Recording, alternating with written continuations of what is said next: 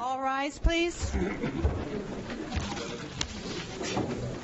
I pledge allegiance to the flag of the United States of America and to the republic for which it stands, one nation, under God, indivisible, with liberty and justice for all.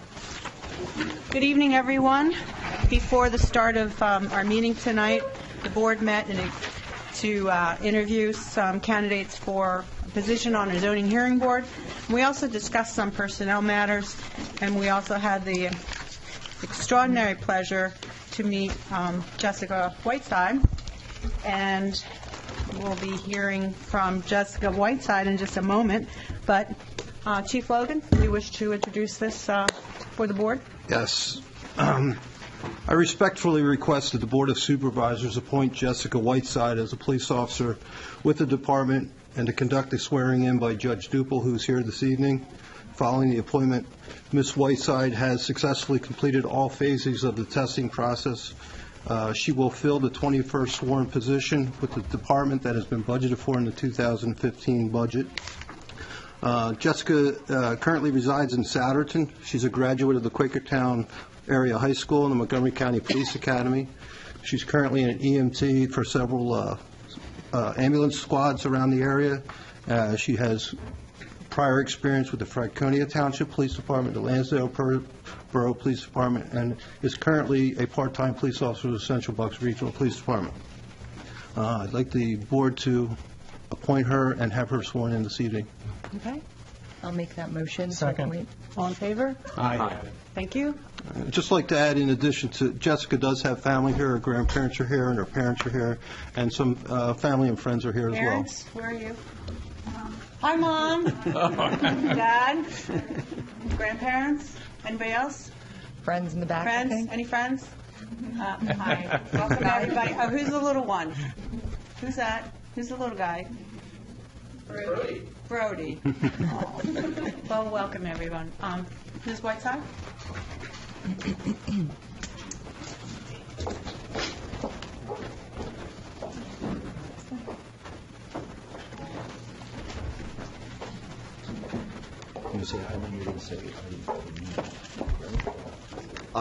I, Jessica Whiteside, Do solemnly swear do solemnly swear that I will support, obey, and defend that I will support, obey, and defend the Constitution of the United States, the Constitution of the United States, the Constitution of the Commonwealth of Pennsylvania, the Constitution of the Commonwealth of Pennsylvania, and the ordinances of Doylestown Township, and the ordinances of Doylestown Township, against all enemies, foreign and domestic, against all enemies, foreign and domestic, and that I will bear true faith and allegiance to the same, and that I will bear true faith and allegiance to the same, and enforce the law and enforce the law without consideration to a person's race, without consideration to a person's race, color, color, sex, sex, religious creed, religious creed, sexual orientation, sexual orientation, age, age, national origin, national origin, ancestry, handicap, or disability. or disability. I I, Jessica Whiteside, do further solemnly swear do further solemnly swear that I take this obligation freely, that I take this obligation freely, without mental reservation without mental reservation or purpose of evasion, or purpose of evasion, and that I will well and faithfully discharge the duties of police officer and that I will well and faithfully discharge the duties of police officer with fidelity. with fidelity.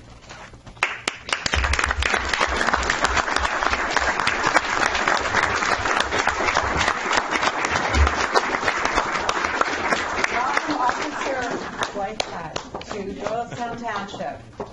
We're very pleased. Anything else? That would be it on this matter. Well, the Whiteside contingency, you're free to leave. You're welcome to stay for our meeting. Very entertaining. But I do believe that there's some festivities in the back room.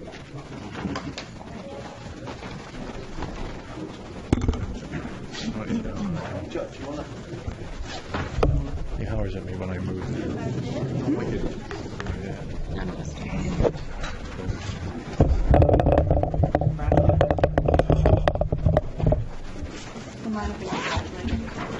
Congratulations. Thank you. Grandma, Dad. Congratulations. Congratulations. Grandpa, congratulations. Congratulations, Brody. Hey, Brody. More. Big brother, big brother. Hi, guys. Thanks. Give these two to Chief. Thank you. Congratulations. Oh, I'm sorry. Sorry, I don't have it.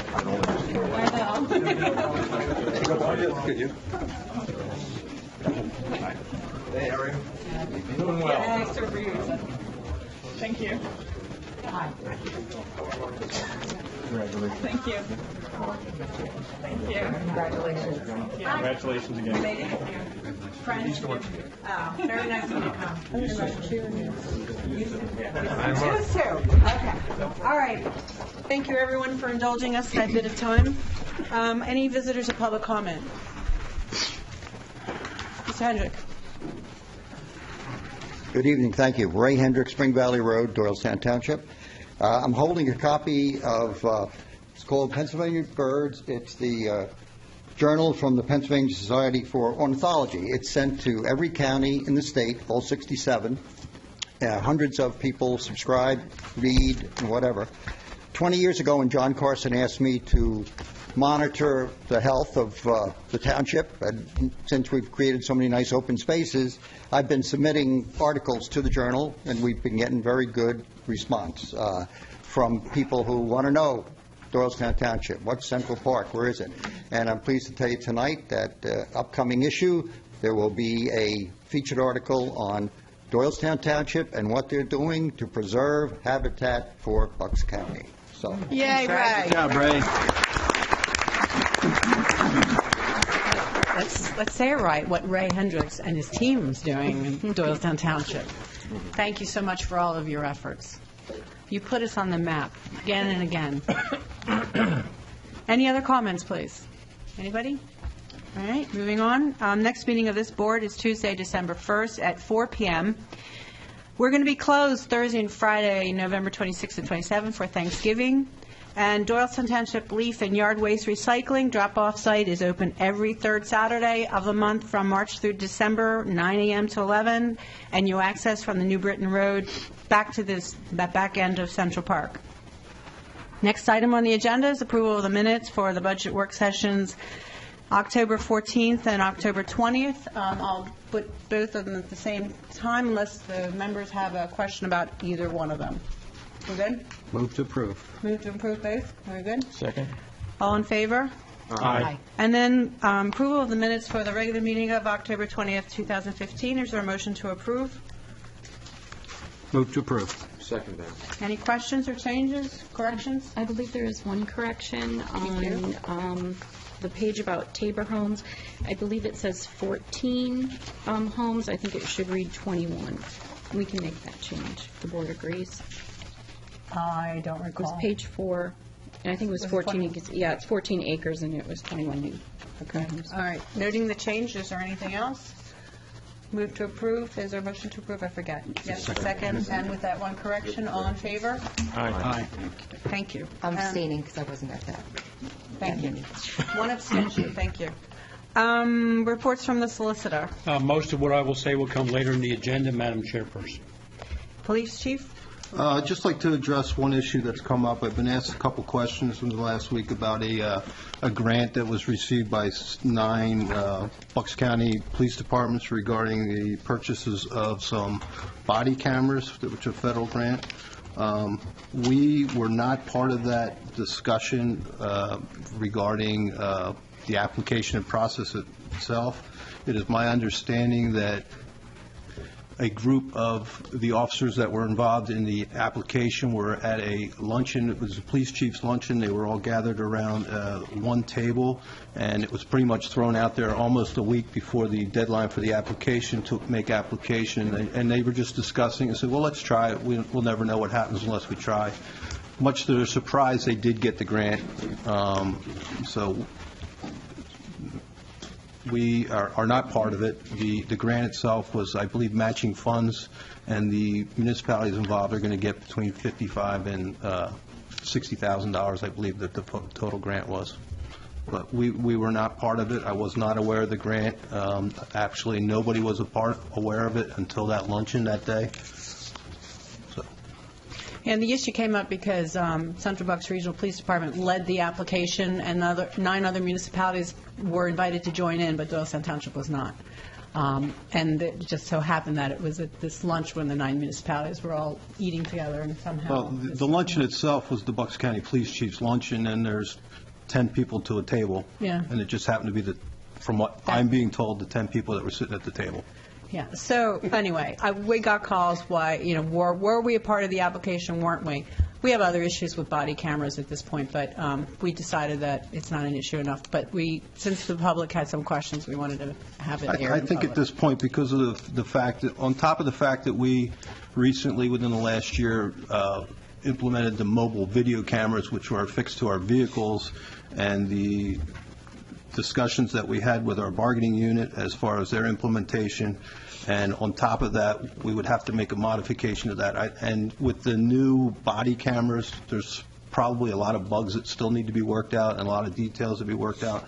I think that the two on top of one another might not necessarily have been a good mesh anyway.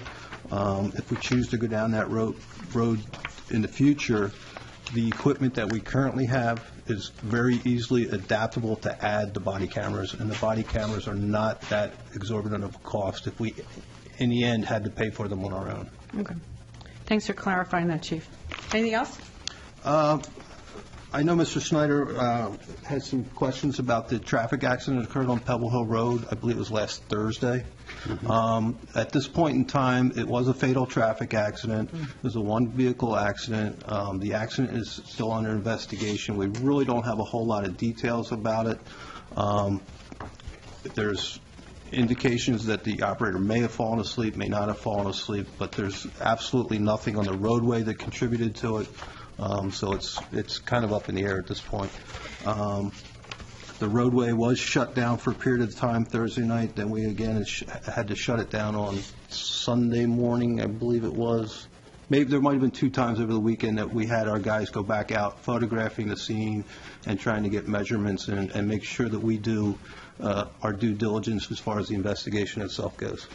And we also had just to follow up a request from a property owner near that intersection that asked for some patrolling for speeding and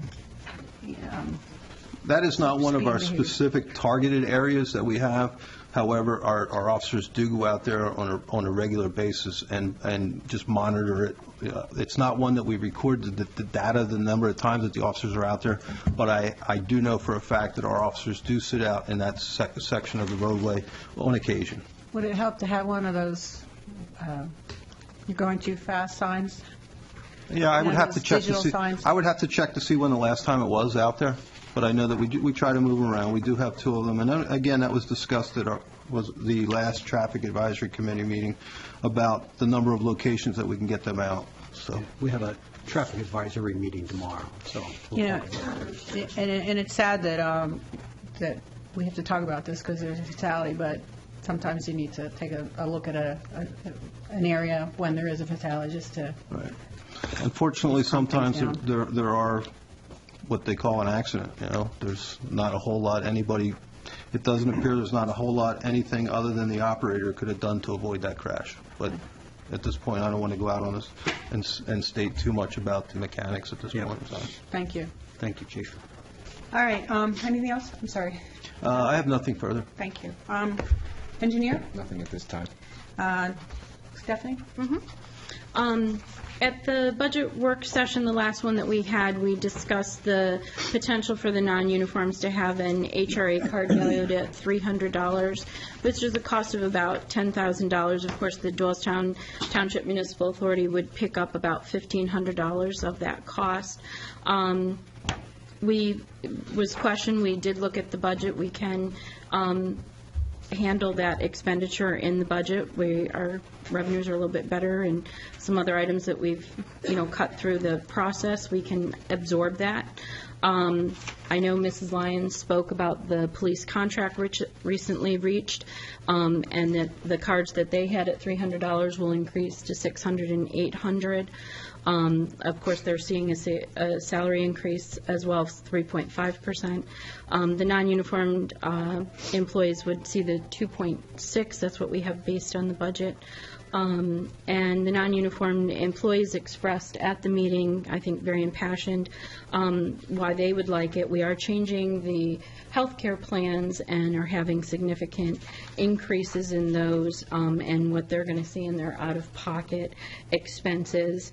And I've outlined that and how the HRA cards are used. I know in Schedule I, we've identified it, Mr. Wallace did identify it to show the breakdown of how it breaks per department. And if it stays, it stays. If it doesn't, it doesn't.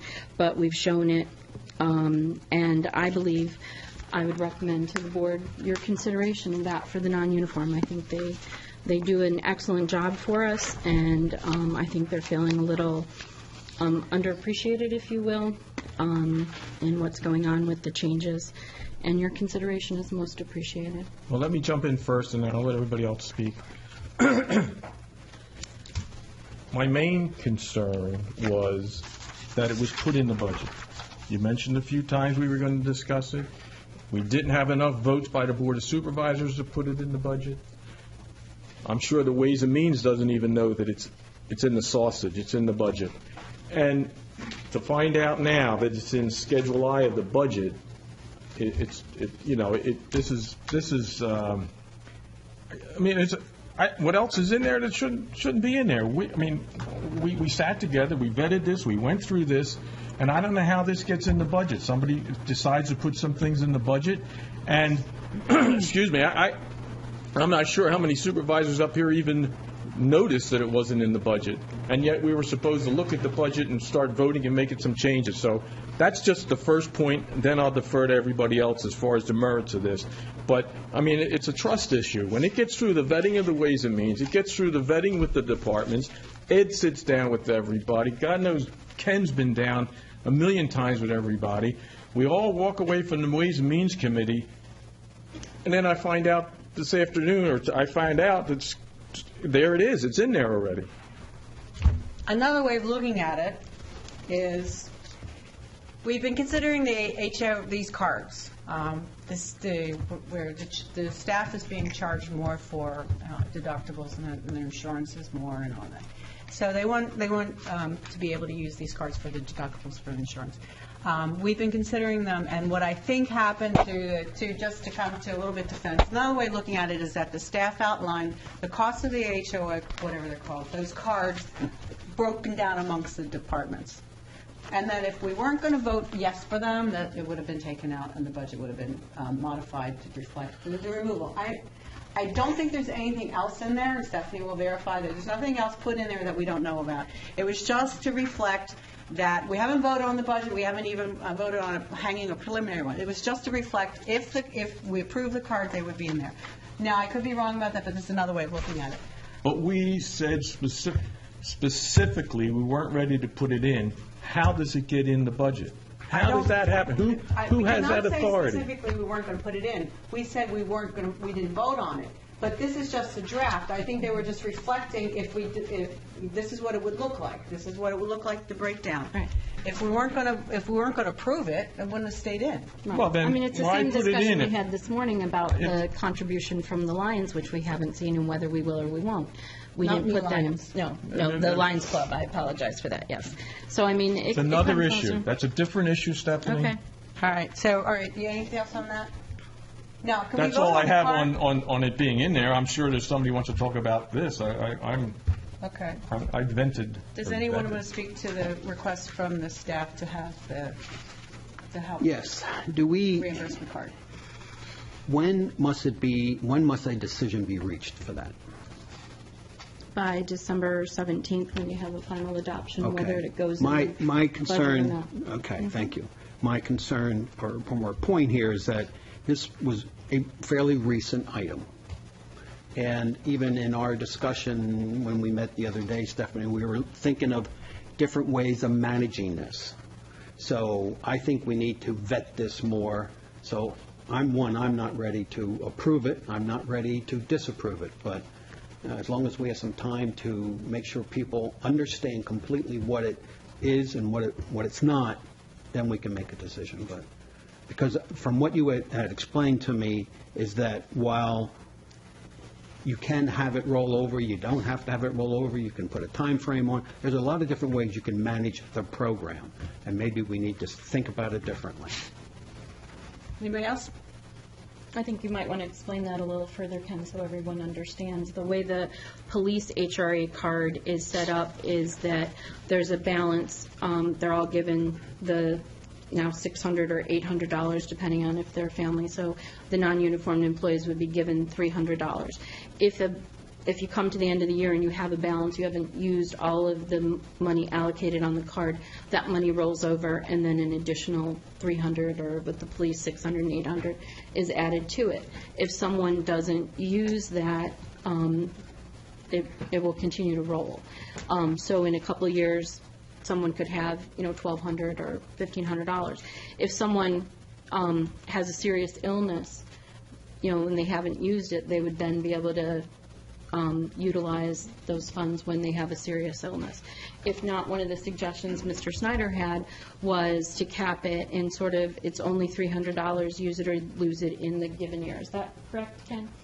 I'm just throwing out ideas. I know you were throwing out, but is that, did I capture that? You captured our discussion correctly. I think for me, less about kind of the intricacies of how the card works. I don't want to fall into a situation where we're kind of matching what the uniform employees do, where we're matching what their contract looks like for the non-uniform employees. And I think we could find ourselves going down a rabbit hole if we continue to use, this is what uniformed employees are doing, therefore we want to enact that with the non-uniform employees. They're far from being matched for them. Oh, I really far. And well, I understand that. There's not been any of that ever, and no intent. Can I make a motion with table this?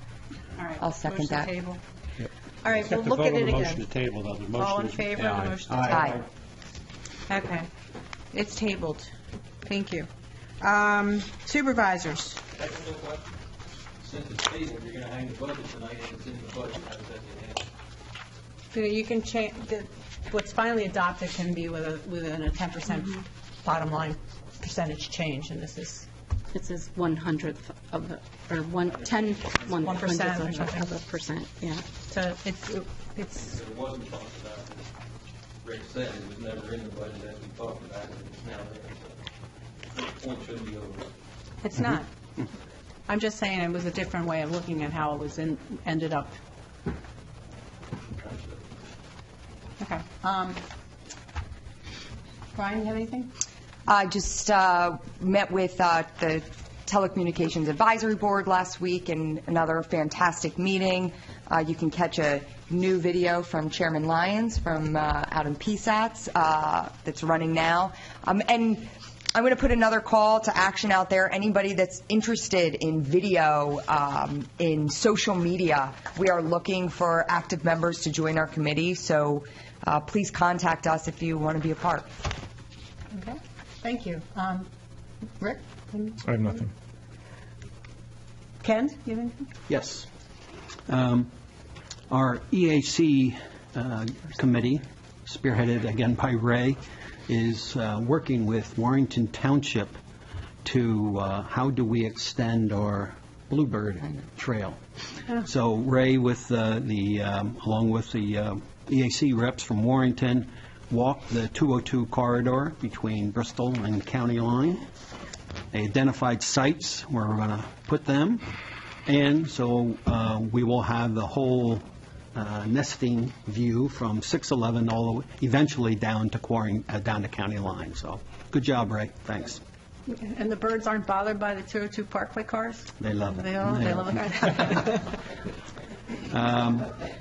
Just to let you, the residents know as well, that the PA Department of Auditor General was in and did an audit of the state liquid fuels, and glad to say there were 0 observations, so good job to everybody on the staff to make that a successful audit. The last one I have is really to talk about the renovations. And we presented here, or discussed at the board a couple times, about the different plans that we had been put down on paper. And I would like to make a recommendation here that I think we need to take a step back. We need to refocus the group. And what I'm going to propose is that we identify a very small group, 3 or 4 people, and come up with a very specific timeline that we come back and make sure that we vet all the different alternatives that we can possibly think about, and not just the choices that we had between A and B.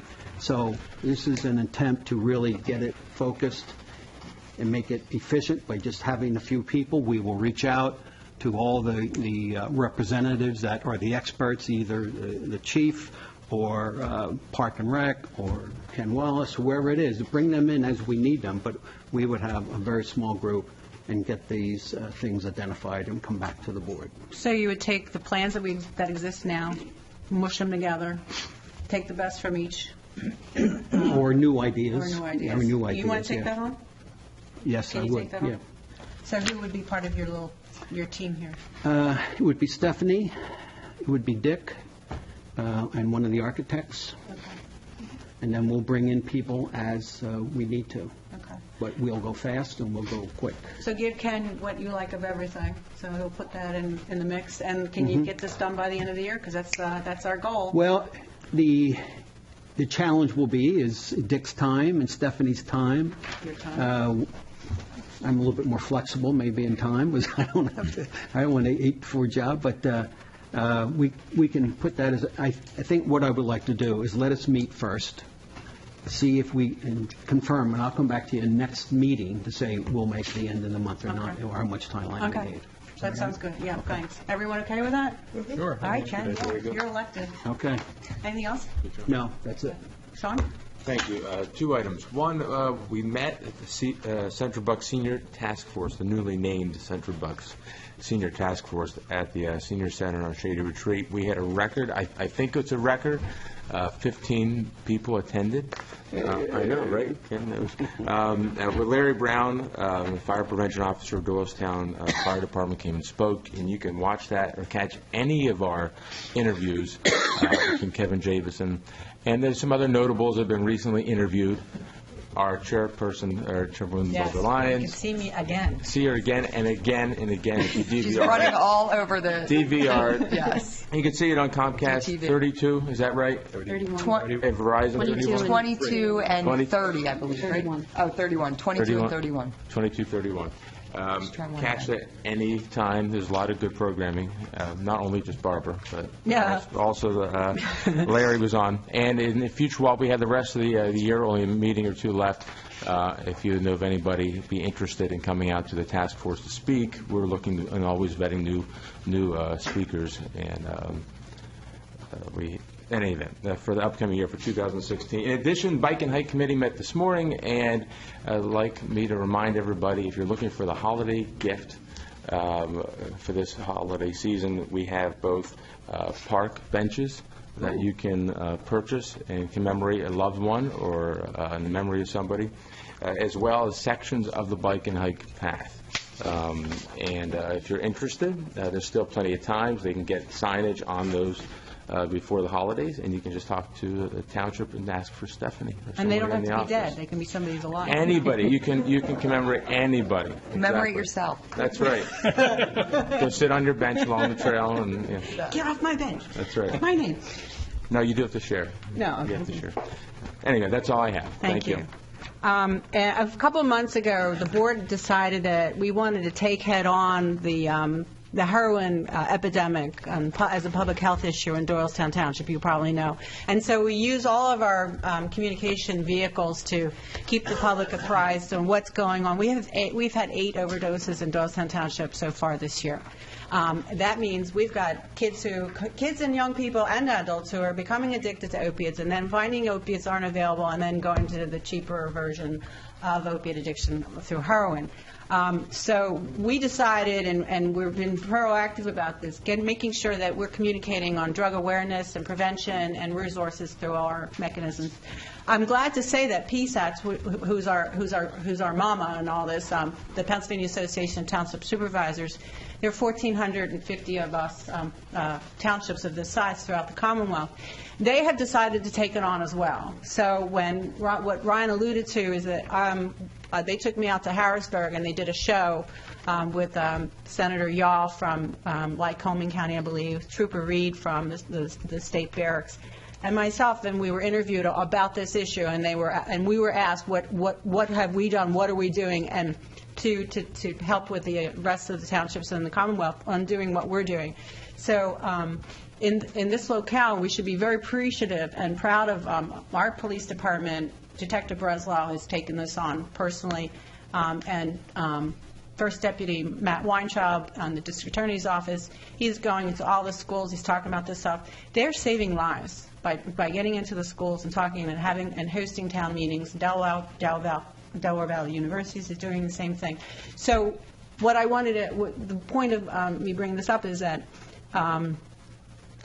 it's not something that's just going to go away, and we're going to make sure it doesn't go away. So just stay tuned. That's happening.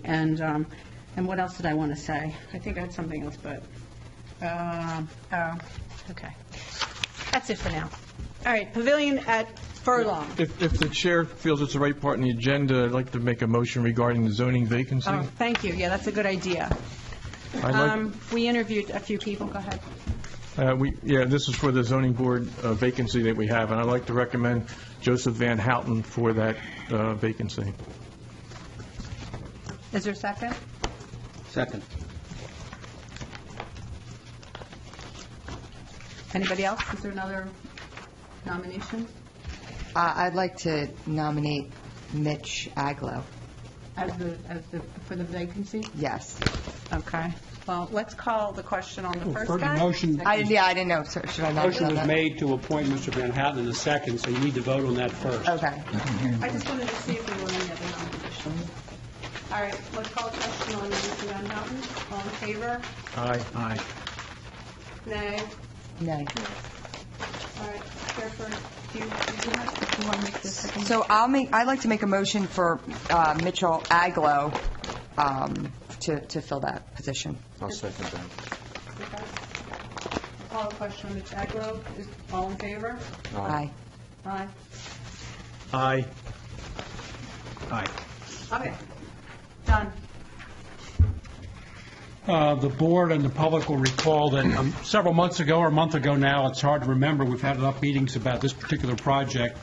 The applicant was here and I think understood clearly what concerns of the neighbors were, what concerns of the board were, concerning impervious surface, traffic, buffers, a variety of other issues. And since that time, I've been advised by Mr. Murphy that, in fact, the applicant has made some significant modifications to the plan, including reducing the amount of pervious surface, reducing the square footage, and doing some other things that are new from the prior plan. So, Mr. Murphy, now is your opportunity to bring those comments to the attention of the board and to the public. Sure, thanks. And it was 2 months ago.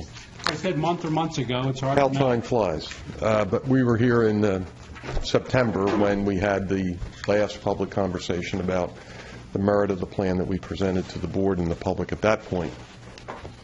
Since that night, as Jeff indicates, a couple things have happened. One, we had a series of 2 meetings in late September and early October hosted here by the township staff, and at which Michael Grasso, who is now the sole investor in the project as opposed to his son Joe, was present together with Mr. Grasso's counsel, Bill Benner, who happens to be in the audience tonight as well. Together, the first meeting was attended by Mr. and Mrs. Bingler, and then the subsequent meeting in October was attended again by the Binglers as well as one other neighbor, Pierre, who lives to the rear of the site. Mr. Grasso also attended, as did Mr. Benner. As a result of those meetings, we did make some significant change to the plan, and I'd like to just run through them quickly with you. One is, if you look at and I'll have Scott highlight the building. Which one's which, Mr. Murphy, first of all? Building Retail A. And which one's the current plan versus the old plan? Are they all, This is the current, this is the old. okay. So we're going to focus on the plan up here, but the most significant change that has ripple effect is the reduction in the size of the Retail A building. When you looked at the plan in September, that building was 23,000 square feet. Today, it would be either 15,000 or 17,000. So I'll explain the difference in a minute, but there is a net overall square footage reduction from the September plan to the November plan of 6,000 square feet. We did that in large measure to address a couple issues. One, the impervious issue, which when we were here in September was north of 45%, and it presumed certain other relief would be granted in order to get to that. So the reduction in the building size goes a long way to reducing that. The other thing that happened is that we have a specific tenant for the building in the back, Retail A building, which is a contracting use that we've described to the staff, and that would take up 15,000 square feet of that building. So if the building is going to be 15,000 square feet, it would take up the entirety of that building.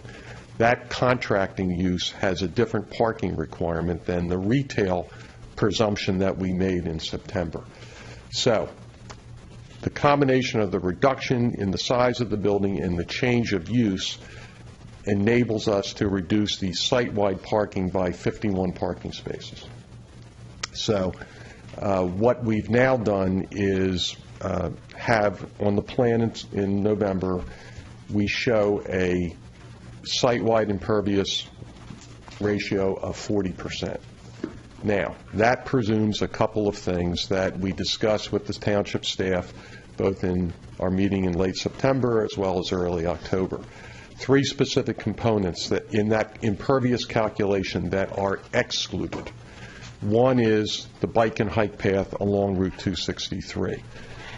Typically, that bike and hike path would be in the right-of-way, so it wouldn't be counted against our impervious calculation. However, because the roadway is consuming all of the right-of-way, the plan shows the bike and hike on our property. So the township suggested that in an effort to try to reach a compromise that we could exclude that area. So our calculation today does not include the bike and hike path.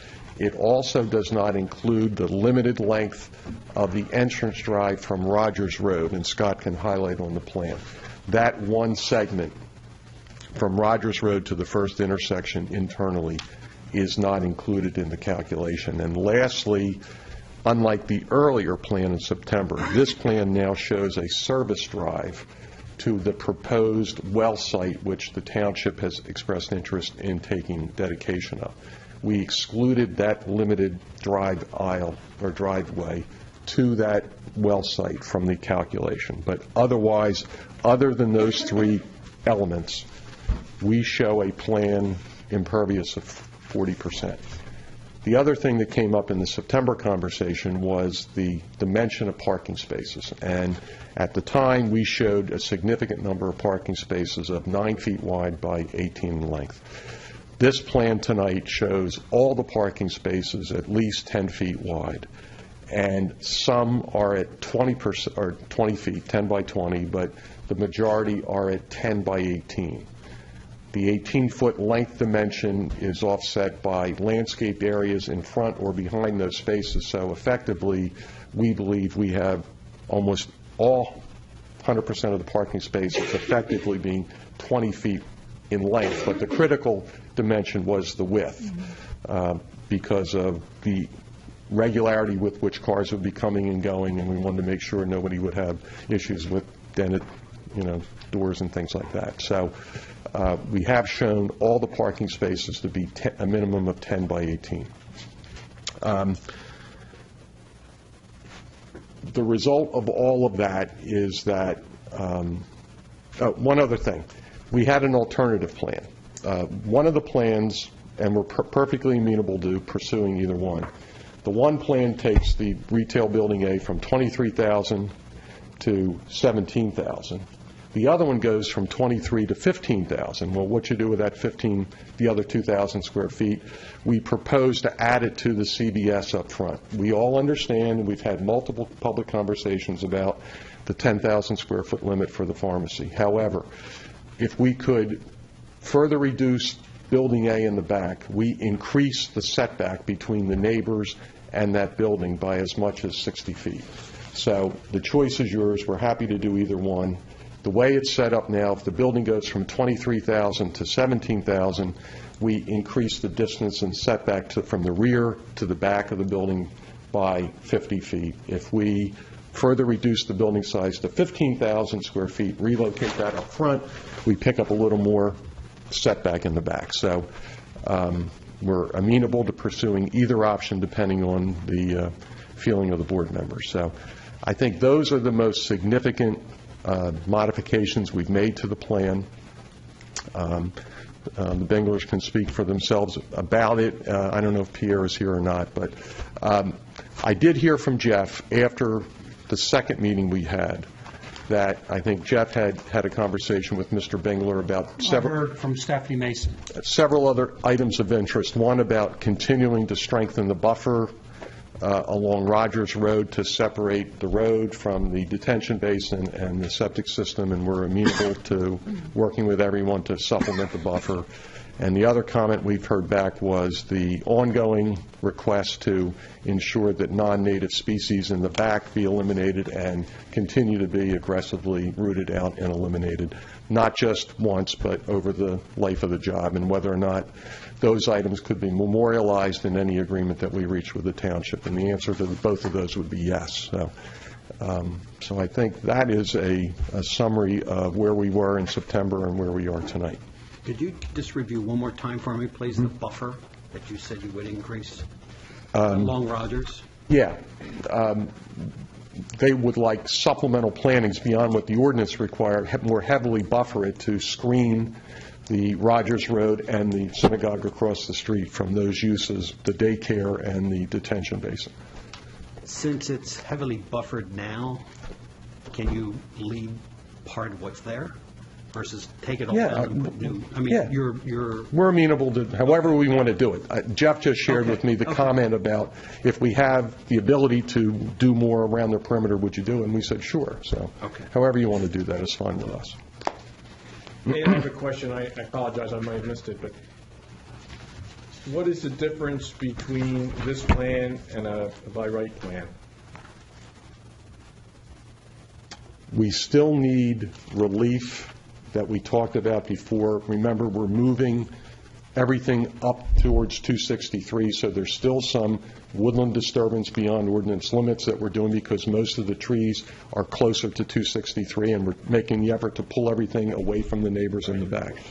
There's the buffer, I mean, Scott can go through them, but there's still odds and ends zoning relief that we require that we've been through multiple times in the past that are still necessary.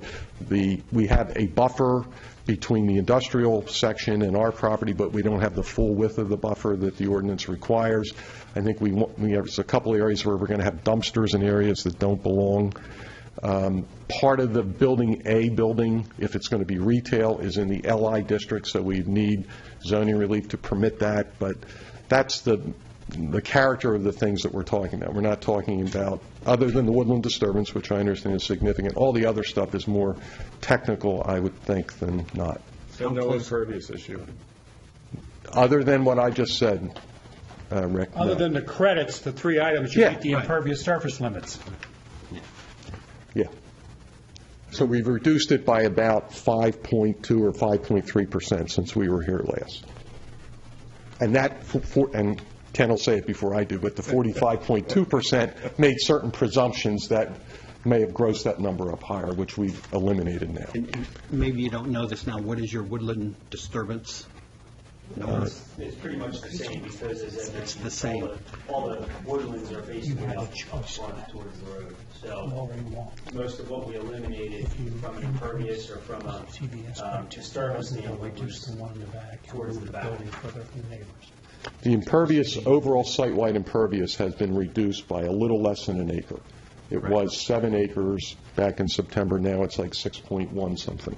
So that's been the reduction in building size and the reduction in total gross parking spaces has been the biggest reason for that.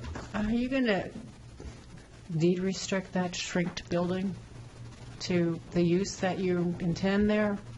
Because if you use that building as whatever you said, it was a contractor use, as a specific use, with the limited parking spaces for that use, and that it doesn't work, you get another tenant in there and it needs a different, come back to us. You'll control that. Well, we've been in this position a lot, and you come back to us, well, it's not going to work because, and then there's economic hardship, and there's this complaint, and there's this problem. And so we end up with something that doesn't fit anymore because there's not enough parking, or it's not what was intended. We have 244 parking spaces. I mean, it is what it is. Well, we can deal with that if that's an issue, we can deal with that as far as relief necessary or other adjustments in the use mix. Okay, so what are our choices about the size of the CVS? And if Scott can highlight for you, the one choice would be from the 23,000 to 17,000 for that building A or whatever? For building A. All the other buildings have not changed. Or you go from 23 to 15,000 in building A and add 2,000 square feet up front to the CVS. And we have both plans tonight that you can see. And what's the additional area or distance between the rear property line of the neighbors and the rear of the building with either option? What's the increase in the setback when you go to a 15,000 square foot building versus 17? You go from 200, in September, the distance was 205 feet. If you went to the smallest size retail A building, it'd be 255. So you'd be increasing the setback by 50 plus feet. Increase the setback by 50 feet, but increase the size of the CVS by 2,000? Right, go from 10 to 12, right. That's what we've been fighting for 10 years. I know, and I said that, I'm aware. Yeah. Why would we do that? Why could you not just put the one at 15 and not increase the CVS to 2? Because it's not like you're using that for the pharmacy, the extra 2,000. Well, we would have the opportunity to use the 2,000 square feet in retail A. You don't want to lose it necessarily, so we would. When you move it to the CVS, you don't change the parking requirement because it's the same classification as whatever that additional use was in the back building, right? That's correct. Yes. It would just be that the parking would move with the space up to this corner so that it meets its parking requirement kind of as a standalone pad site. Our goal was to get to 40%. 15,000 square feet, that's contractor specific. Correct. To answer Ryan's question, I mean, we want to be at 40%, which is. What do you want from us? I want some comments from the neighbors and from you as to whether they've... I'd like authorization ultimately to have me work with Jeff to develop the appropriate agreement to move this, one of the two plans forward, yes. Do any of the members have any more questions? I mean, they've made a significant improvement, I think. I mean, I don't think we disagree with that. Yeah, no. Could we get some comments? Yeah, I wanted the members' questions first answered. Anybody else? I have no other ones right now. No, I'm interested. Okay, anybody have any questions from out there? Please, if you do, come up to the microphone, identify yourselves.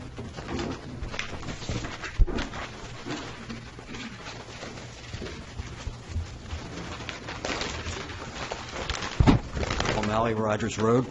I'm interested in the contractor. From people I know in the business, I understand that it's Ferguson Enterprises? Yeah. Okay. You're talking about the contracting use for retail A. Right. Is there going to be a loading bay in the rear of that building? Apparently there will not be. Everything would go in the front of the building, and it would be by appointment only. All right. What sort of storage do they have? What will they do in that building? I can't answer that tonight. I don't know. Because being in the business, they house refrigerant gas, all sorts of oxides, degreasers, beside, plumbing fixtures and whatever. Mm-hmm. So how are they going to get all that in the front door? And when those gas bottles come, they come in gated trucks. There could be 50, 100 bottles on a truck. Okay, so I don't know, I'm not clear how. All I can tell you is they've had a chance to look at the plan. The building has been designed to their specifications. We've asked them specifically, as the township asked us during the meetings, whether or not there would be any need for loading bays in the back. The answer is no. I think the board should And everybody will have a chance to prove it as we go along. request that somebody from the firm come here and say what use they're going to have in that building. It just doesn't fit. And also, regarding the other building, I think everybody is familiar with Bailey's Corner at 313 and Ferry Road, where Ann Bailey's. Oh, Ann Bailey's. Okay. Now, that building has been there built 18 months, maybe even longer. And for so long, there was one tenant in that building, an AutoZone. It's only been in the last couple of weeks that they have a nail salon sign that somebody's supposed to move in there, and then another small concern. So I worry, do you have tenants for the other complex? Other than those we've shown on the plan, no. Well, I'd like to know what's going to move in there, or the building's going to be vacant. Is this just from a, I don't know that I've ever asked this question or looked into this, from a design concept, that, at Bailey Square, it's very modular looking, and, like prefab in the way it's constructed. Is that how this is going to look aesthetically? Or architecturals? No, we've had architecturals presented that don't look anything like it. Okay. Is this still? Yeah. Okay. Pass that down to Ryan. Yeah, Mr. O'Malley, they're going to build this according to what they're allowed to build, retail and office, or retail and daycare and pharmacy and so on. And they want tenants, so they're going to get tenants. And otherwise, they're going to be out of business, and we're going to have a mess. So the goal is, they're going to build it and they're going to fill it. That's the point of it. I'm sure that contractor who built at Bailey Square, he thought he was going to have tenants too. Yeah, but we can't control that. We really can't. And we've had a mess down at 611 and Alms House Road for many, many years because it was overbuilt. And but now it's settling out. So you have that with private enterprise, and this gentleman his owner is going to do everything he can to fill it with responsible, attractive tenants. We have no control over that. Who ends up? You have some legitimate questions. I think if you've got perhaps some noxious, toxic kind of materials going in, and that's something that we would certainly have a look at, and that would certainly be of interest to our zoning officer.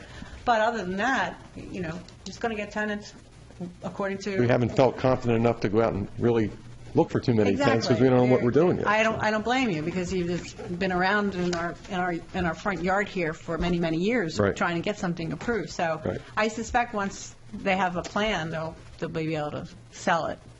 So I would stand by and see what happens. Sir, come take to the mic, please.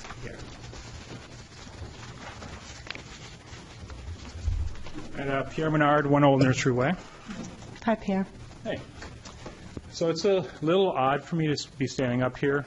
I remember 8 years ago when I first moved into my house, I got a letter from the township saying they're going to develop this land, and it was the large grocery store. Right? And I just think back, looking at this plan, how far we've come.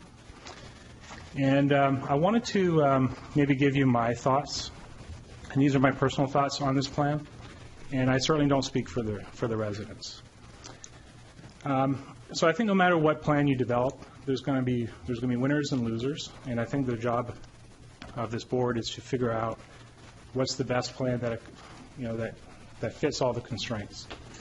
And when I look at this plan in front of us, I think certainly the builder benefits from that. It allows them to build buildings where commercial occupants can come. And I think the residents benefit from it as well. Certainly as an adjacent property owner, it provides the buildings closest to 263, not butting against my house, which I appreciate. But I think also the surrounding community. The surrounding community has always been very concerned about overbuilding this property. So by limiting development to the impervious surface requirements, I think that's a benefit. The one loser in this plan, I think, are the trees, right? And I know some people here care about the trees. If a plan that where the trees aren't the loser, everybody else loses, right? Disturbing the trees that are along 263 would require all the buildings to be set back on the LI, different use, closer to the adjacent property owners. It's really not, we've seen that plan, it's really not what the residents would prefer. And I don't think the developer wants to build that plan either. So I guess in weighing all the constraints, I think this is the best plan I've seen. I've probably seen about 100. And, I think I'd probably be an advocate for it. Thanks, Pierre. Thank you. Anybody else? Ray? Thank you. Ray Hendrick again. I would just like a clarification, if I can. I heard you say that in the buffer area in the rear, are you going to be removing a non-native invasive species of plants? Is that that's in the buffer area? Yes. Okay, my only question is, who is going to decide which is a native plant and a non-native plant? The contractor operating a bulldozer, or is somebody that's... Ray can do it. I'm just asking. I mean, maybe you've already got that figured out. I presume it's going to be someone from the township, either the township landscape architect or someone, but it's certainly not going to be us or a guy on the bulldozer. Okay. So That's... maybe they'll ask you to do it, Ray. I don't know. I'll volunteer. Thank you. Yeah. Okay. Thank you, Ray. You're hired. Other comments or questions? There's two more. Mary Lou. Mary Lou Strasnevsky, Brook Drive. I have one question about the area that appears to be just up from this building A we're talking about, that doesn't appear to have any trees. And I'm wondering about that. Yeah, because that is, from what I understand, that goes downhill. I'm wondering what the plan is. Is that, are you going to take down all the vegetation there, or what? No, that would be similar. I think whatever, there I think will be some grading to a certain extent beyond the parking area to establish the correct grading for the parking area.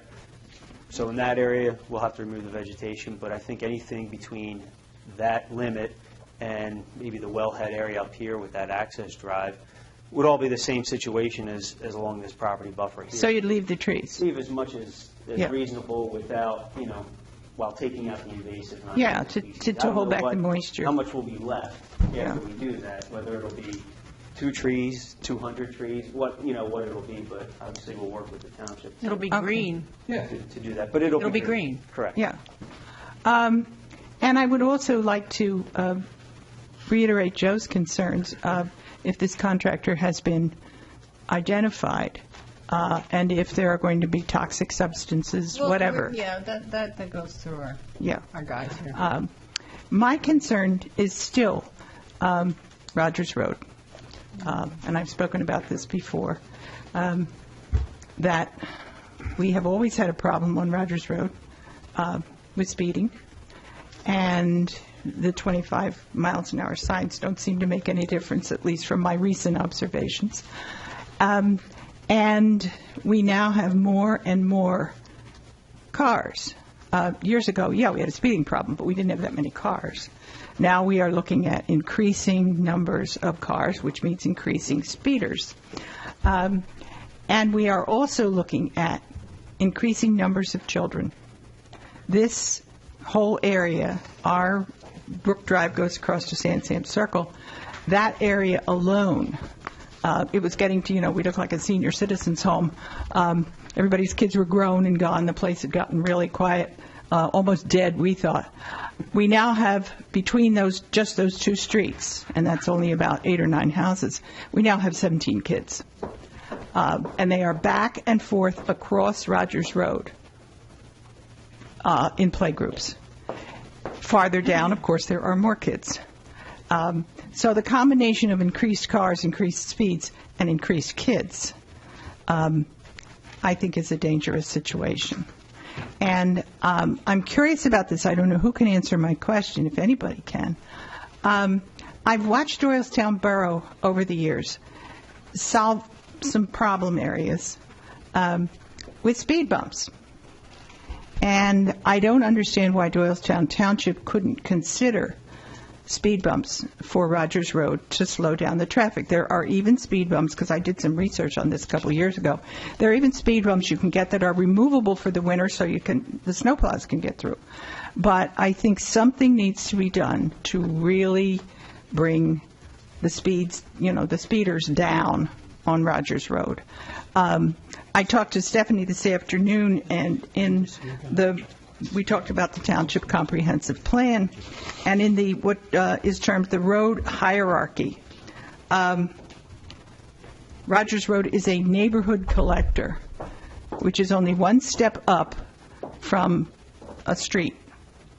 So it's the lowest in the road hierarchy. So it doesn't seem to me as though it's intended to be something where there's going to be a lot of traffic. And that raises the issue of, are we going to have an entrance other than the temple's entrance into that road? Are we going to allow left turns off Rogers Road for people coming down? Is that going to encourage increased traffic? And as I said, we have increased traffic, increased speeds, and increased children. And I hope we're not going to wait until we have a dead kid before we do something about Rogers Road.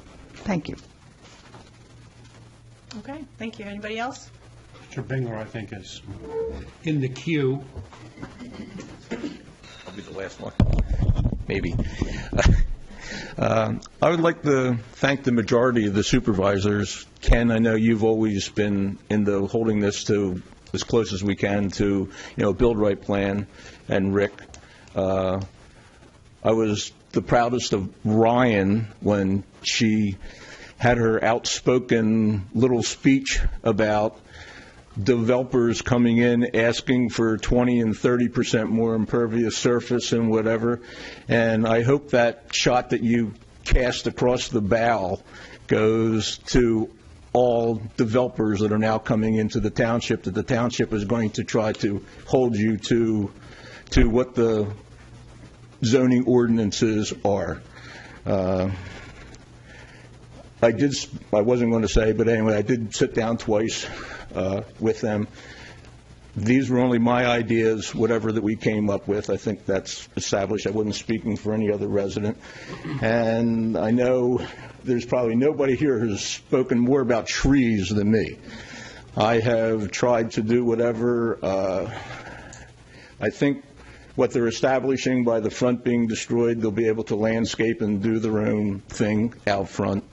I believe that in calculations, they have to replace 204 trees to begin with what they destroyed before. There's probably going to be another 200 trees. They have agreed to try to establish a woodlands in the back. They did say that they would do a maintenance agreement when I asked them to take care of all the invasive species or growing vines so they don't destroy, this piece of property. The only thing that I was still fighting with was the buffer going down the road. I know it says that you're asking for relief for that. I've tried. There's beautiful cedar trees. There's a bunch of different things there, habitat, whatever. And I know that it says when you're asking for the relief that it is going to just be, instead of a buffering, you're saying landscaping. I want to make sure that it is a buffer. I hope that it stays the natural buffer that it is today.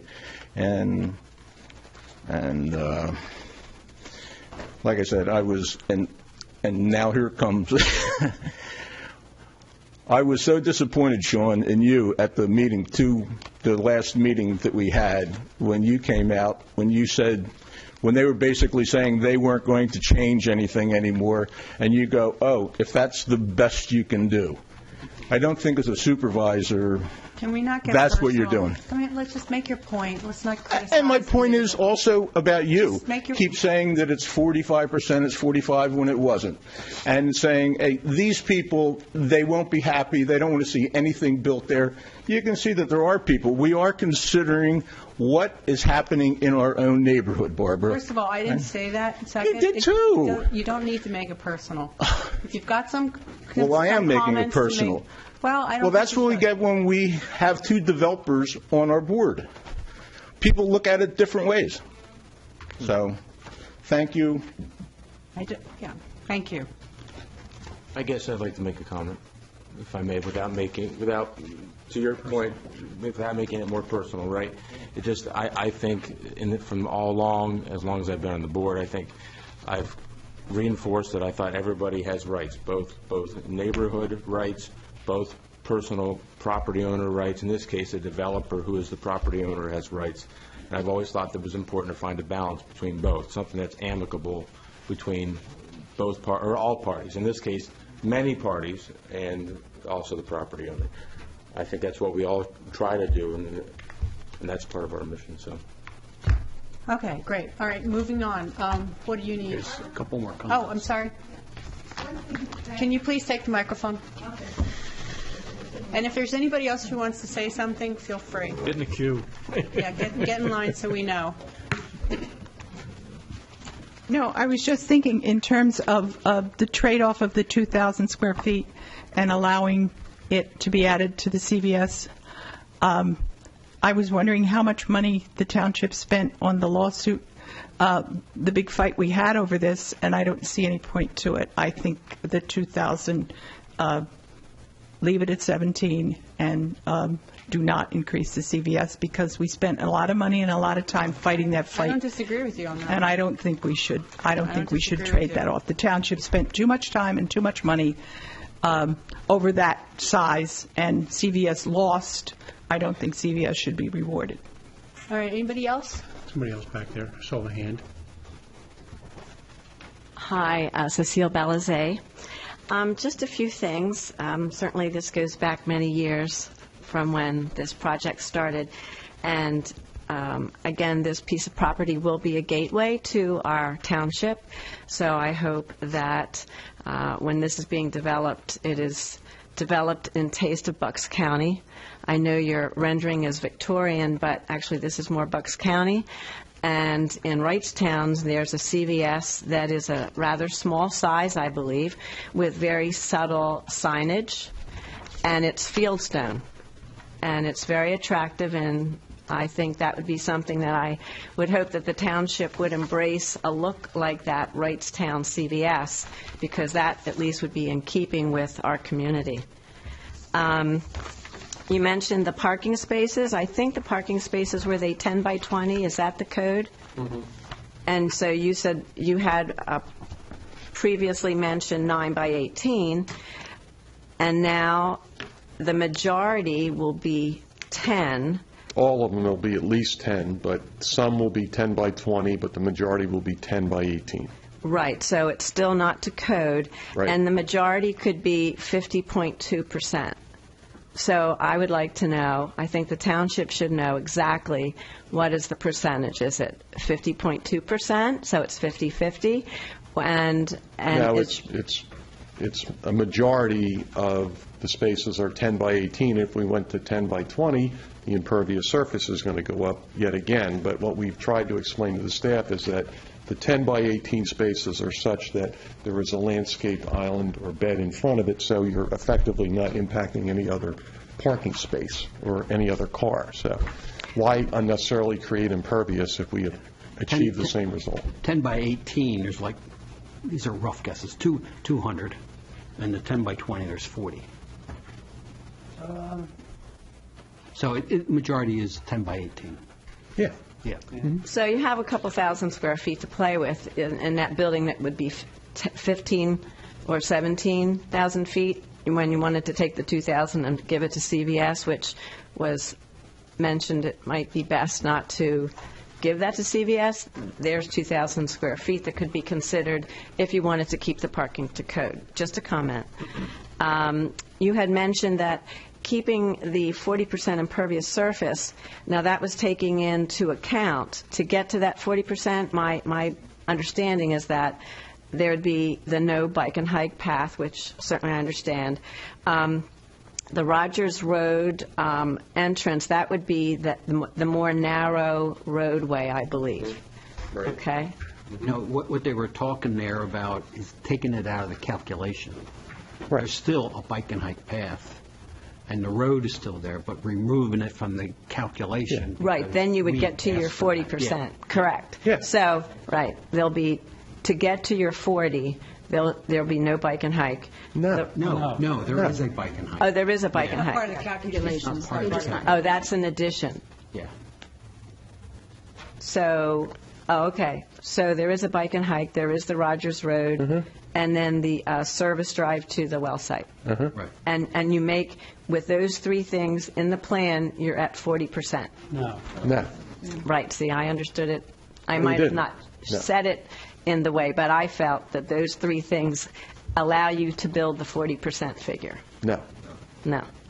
We're going to build them like the plan calls for. We're just not going to, the township staff is the one that suggested, in the spirit of compromise, because of the conditions I just described, that we shouldn't be penalized by providing those improvements. So we are proposing those improvements. We're just not going to include those three pieces in the overall site-wide impervious calculation.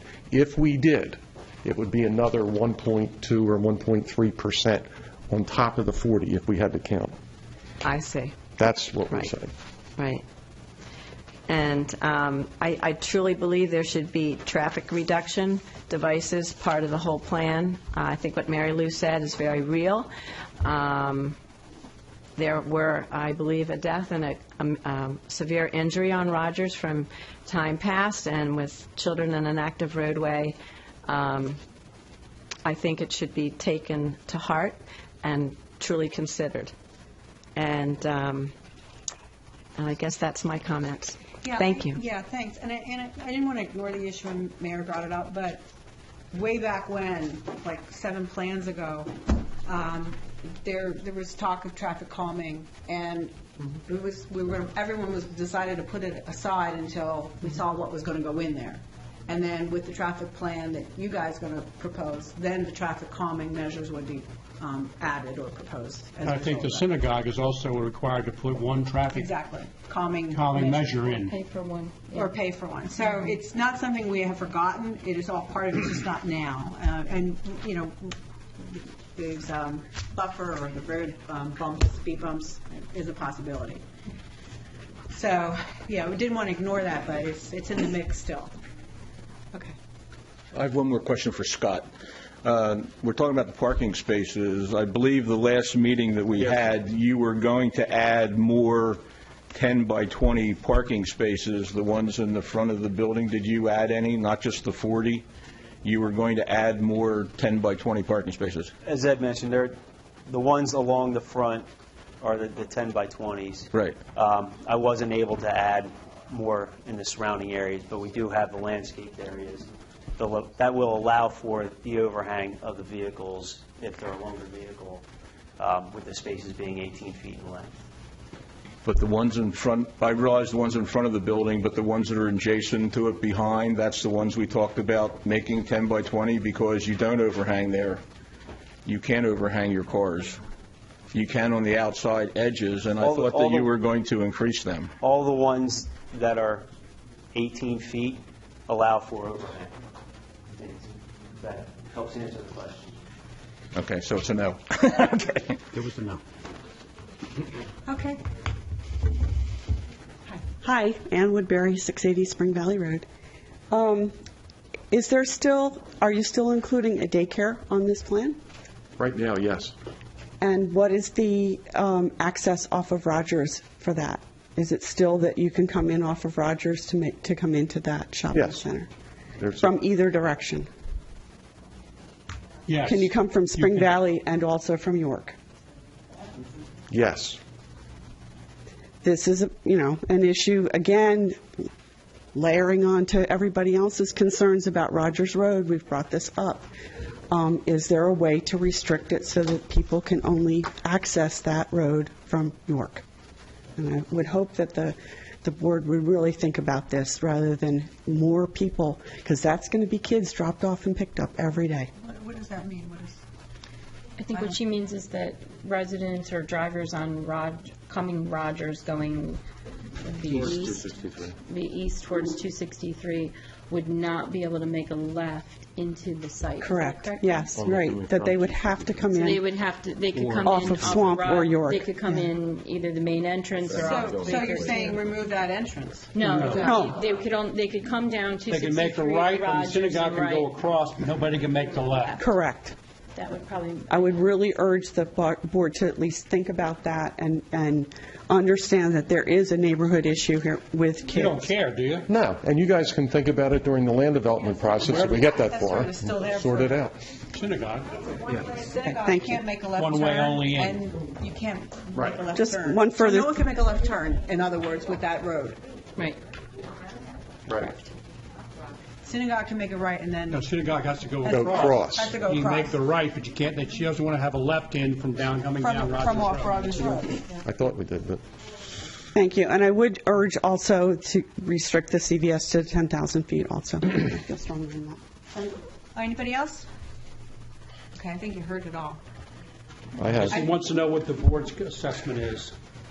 For me, I feel good about where you guys have gone with this plan. Like, I feel like there's been significant steps taken, and you're listening to the residents. Again, I feel the pain about the trees, but I also understand you're doing that for the benefit of the residents, right? Had they been doing what they want, they wouldn't be taking out that much frontage there. So it's to the benefit of you guys. I understand it's painful, but I feel a kind of shift in direction in terms of working with the residents. So I feel good about that. I would argue to say one little piece. I think that Cecile brought up a good suggestion. We're talking about that 2,000 feet where we're going to play with it. Well, that 2,000 feet could be played with making the parking spaces up to code. That would be my one suggestion. And I think, we all, with the traffic calming and with the road situation, we have to look at that separately as we go forward. I guess first you have two questions. The first one is, what size do we want of the CVS? And again, we're not looking to. I'm okay at staying at 10,000 if We just thought if you wanted to push the building further away from the rent, we can do it, but we're not looking to reopen old wounds again if that's going to be an issue, so. I'm for staying with the 10,000. And I think the second question you're asking is, assuming this goes to the planning commission, everything is vetted out, and it comes back reasonably close, that's what you're looking. Are we then on board with you? Yeah, we're looking to move forward with Jeff to develop a stipulation so we can feel confident doing the engineering for the plan, hopefully one of the two you select. So that's what, we're here tonight to try to get some consensus as to what direction we're going. Yes. Okay. Ken, you have anything? Yes. I would like us to keep the CVS at 10. I would like Retail A to go to the 15. We need to make sure, like the comments you heard about the traffic, and through the process, we need to make sure that that's well addressed, and protecting the buffer along Rogers and back there. So those are my major points there. Is that, you done? Is that, Ed, I only heard two scenarios that you proposed. One Right. was move the two to CVS and or keep it there and keep it as larger building. Is Right. that scenario 3 that's acceptable? We only propose those two. So it goes from 23 to 17, and we can stay at 40%. That's what we're trying to do. If the CVS option is out, for lack of better characterization, we'd like to go from 23 to 17 and stay at 40%.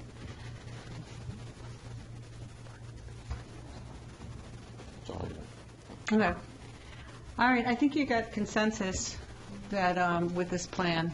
I have no opinion right now about the size of the parking spaces. As far as I'm concerned, cars are getting smaller anyway, so. Don't say that. They're not getting smaller? They are not. Well, then I stand corrected. I really. I guess compared to my grandfather's Lincoln Continental, Right, they're probably yeah, a little exactly. smaller. I just, I would rather see, if you can keep the parking spaces smaller and you have more open space and more green space, I'm always for that, but I'm going to leave that to the planners to make a decision. I think, and I do think you worked hard to get to where you are right now, and we have seen a lot of plans, and this is the best one we've seen. So I'm okay with you guys going forward with this plan. Okay. All right. Thank you. So I'll work with Jeff to get it done. The little one up top, 17,000. Not the bigger CVS. Not the bigger CVS, 17,000 square feet. Bottom. You want the bottom? Yeah, because there's the The bottom. choices. You got it. And I'm not, Okay. Thank you. not a third choice. Thanks. You're welcome. All right. Next item on the agenda, Comcast agreement.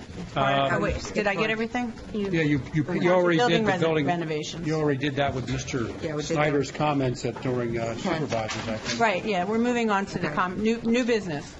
Before you is your consideration of a new franchise agreement with Comcast.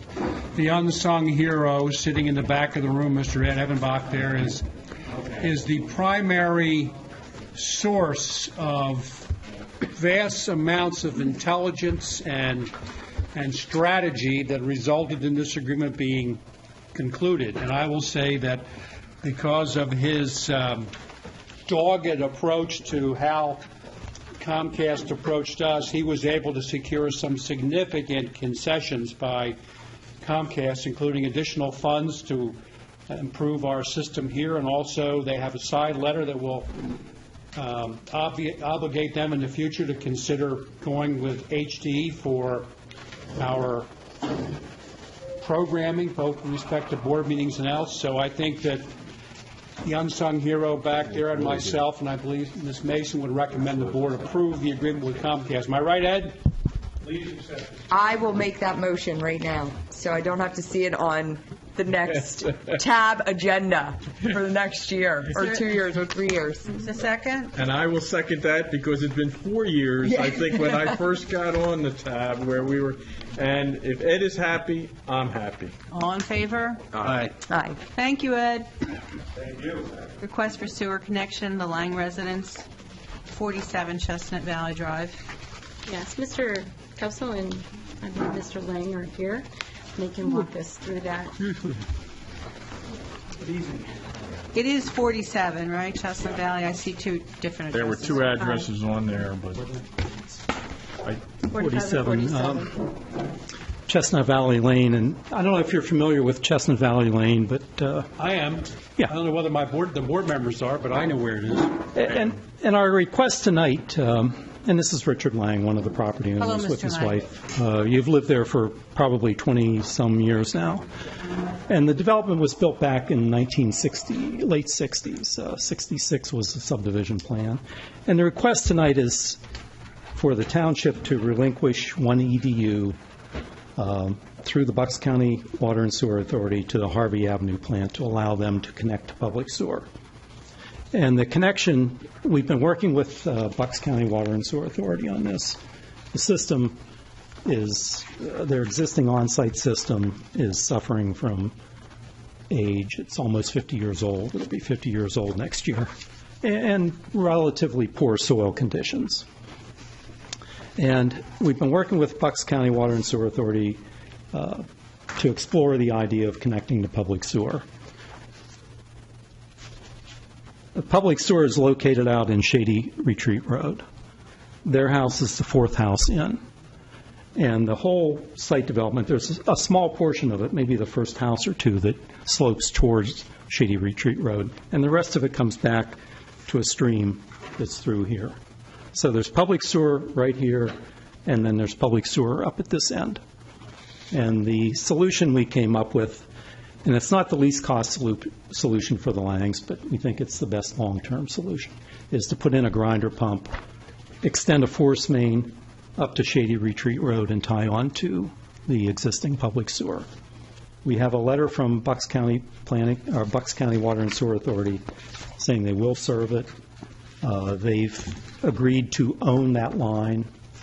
The Langs have agreed to enter into the maintenance program with the county for the grinder pump. So we think it's a win-win situation here. The line would be placed along the edge of the road. We're looking at directional drilling right now in the public right-of-way.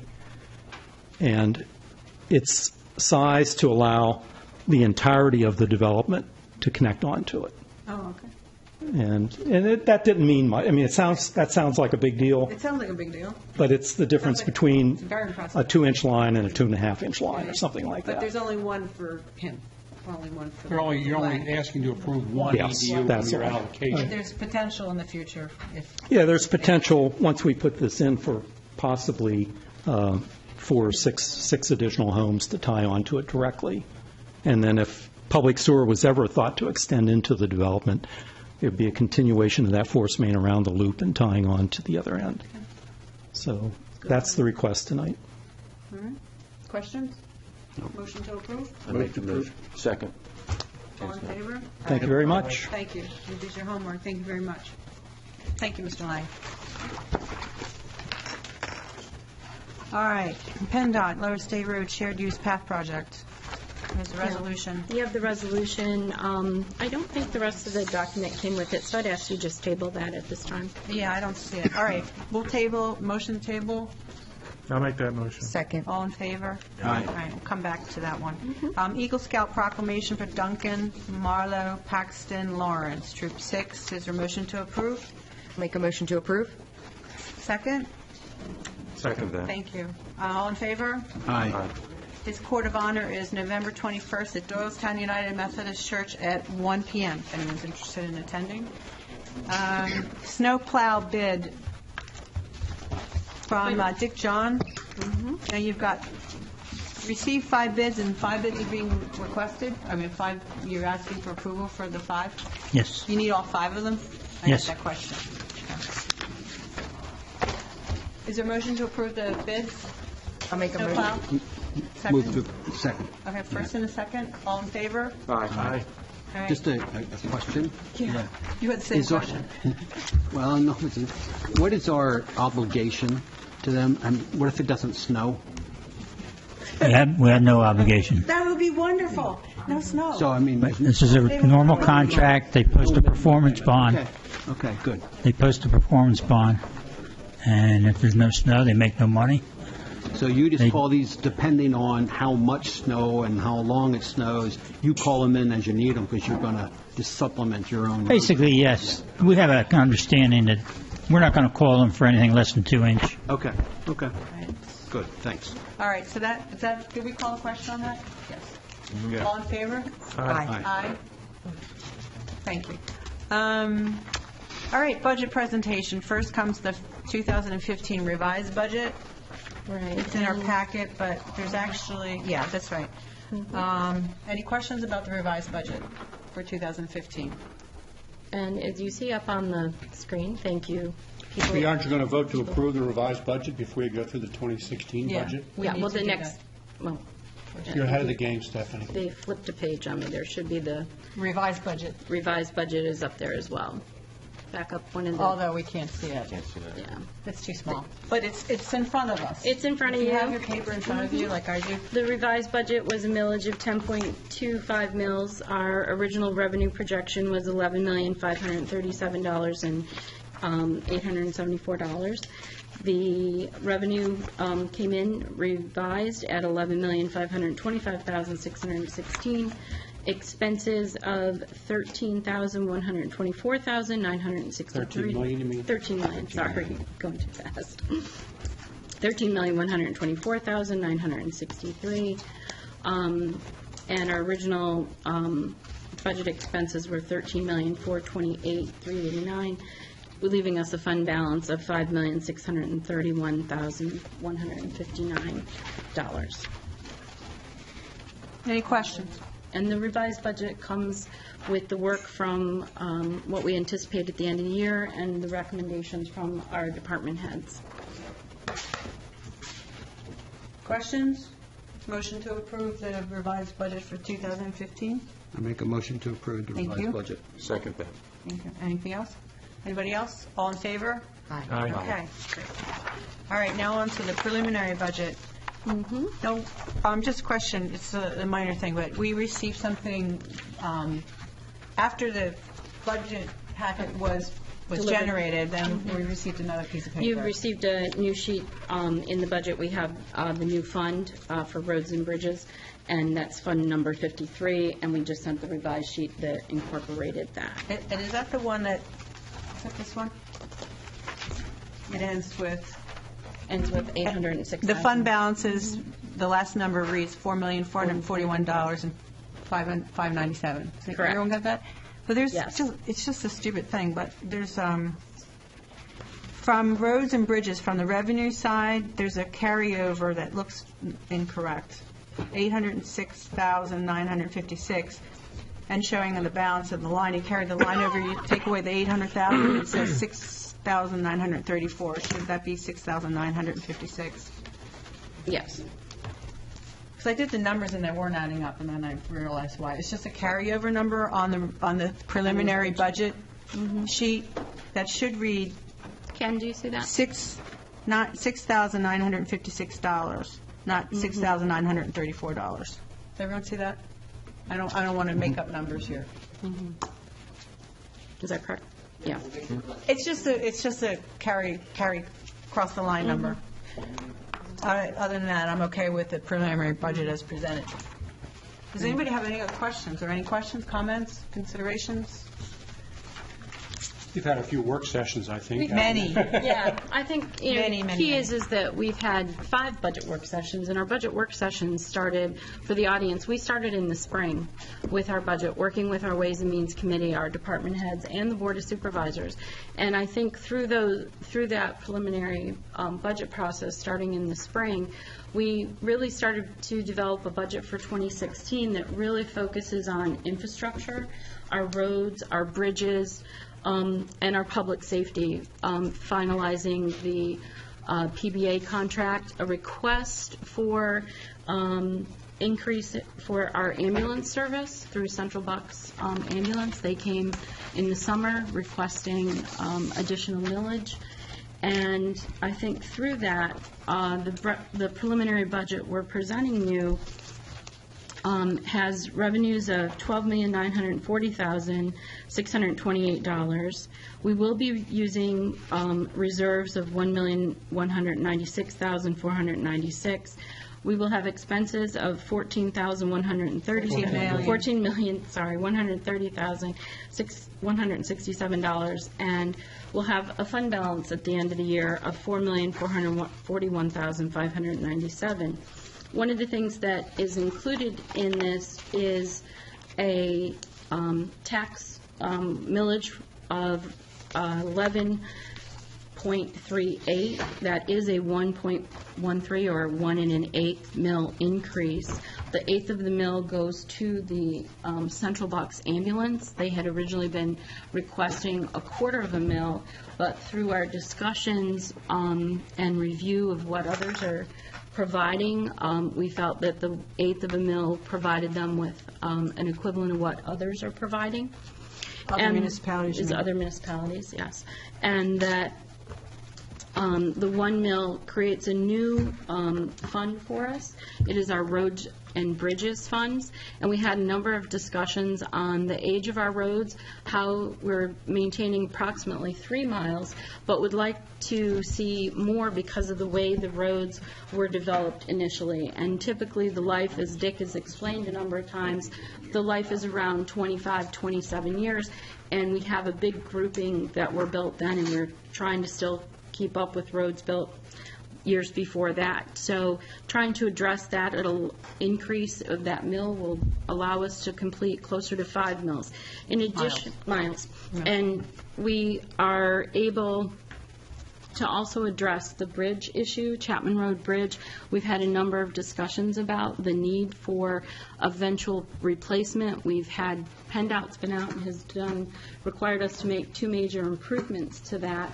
And I think the concerns that we have through our bridge, through our traffic engineers and the work that Dick's people have done on it and the discussions with the board, we see the need to probably replace that within the next 3 years. And so we do have money in the budget for next year as well to look at doing the engineering, starting the engineering design and permitting process for the replacement of that bridge, probably between 2018 and 19, to replace that bridge. Well, we also, let's not leave out that at one of our last meetings, we approved financing $1.5 million for the replacement of, cost of replacement of that bridge. Yes. Yes. Mm-hmm. So that's not part of the 1 mil. Right, that'll come later. Come later. That'll come Yes. later. Come later. So that results, that 1 1/8 results in a $45 based on the assessed value.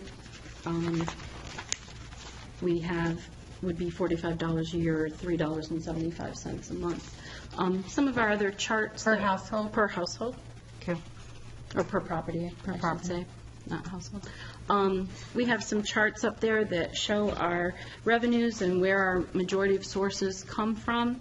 Obviously, it's our earned income tax and our real estate taxes as well. You can see that. And so money that we put for capital financing and our water. The next slide shows our proposed budget expenses by the various departments. You can see the police, administration, public works are our largest departments. Capital also, that would be where we're doing all of our capital improvements, our infrastructure improvements as well. And the next slide shows just the functionality in how salaries, wages, fringes take up a bulk. Our capital, again, also is a large portion of the budget, and then the other categories, debt service as well in there. And then the last slide just continues to show the 1 mil, which brings $269,290 to You're not bouncing your checkbook tonight, are you? No, I'm not. I'm getting totally tongue-tied. I apologize. But our average assessment at $40,189, what that 1 mil brings to us. And again, just a comparison with the county and the school district. You see how those taxes break down, and see the township is really, truly the smallest portion. When you look at your tax bills, it's always important to realize what's coming, I think, from the township portion. The township share of those taxes is very small. The school district is certainly the larger of the taxes when you receive your bill. But I believe what we provide in terms of services, the open space, the parks, our wonderful police department, our public works department, administration, the services are certainly closest to the residents. Just a quick note, in case somebody's looking at this later, we should clarify that 1 mil equals $269,815, not $269 billion. Ed is yelling at me for you not. 1 mil equals 269,000, not 269 million, just if people are looking at this later. It would be nice if that's not. All right. Anything else? Anybody have any questions? Is there a motion to approve the preliminary budget? I have a, I've been kind of thinking long and hard about this based off of our last budget discussion. And, I know last time that it was presented, it was broken down into project by project in, what needed to be done. my problem with that is that we broke everything down into project by project, but then there was nothing that anybody, that Stephanie felt that could be cut from the budget. I've come to the conclusion that I don't want to make the determination on what I think should be in the budget and what I don't. I've continued this conversation of essential versus non-essential.